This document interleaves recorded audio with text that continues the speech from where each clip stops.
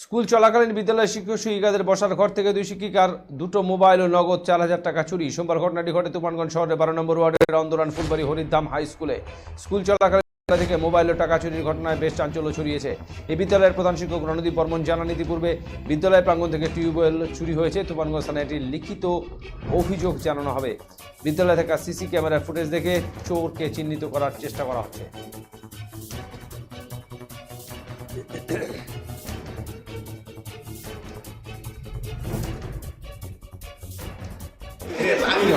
Actually আজকে সকালবেলায় আমরা সবাই প্রেয়ারের জন্য ব্যস্ত ছিলাম আর কি। মানে প্রেয়ারের ঘন্টা পড়ে গেছে, সবাই ছেলে মেয়ে সব মাঠে দাঁড়িয়ে গিয়েছে, মাস্টারমশাইরা সব মাঠে এসেছিলেন প্রেয়ার লাইনে। এই ফাঁকে প্রাইমারি স্কুলের যে ছোট গেটটা আছে, ওই গেট দিয়ে একটি ছেলে এসেছিল, পরে আমরা সিসি ক্যামেরায় সেটা দেখেছি।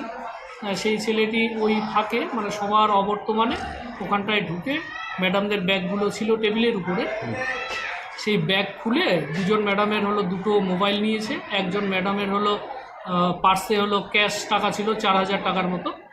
সেই টাকাটা নিয়ে প্রেয়ার শেষ হওয়ার আগেই চলে গেছে। সেই সময় অন্য কেউ ছিল না এখানে? না, ওই সময় সবাই তো প্রেয়ারের সময় সবাই প্রেয়ার লাইনে চলে যায়।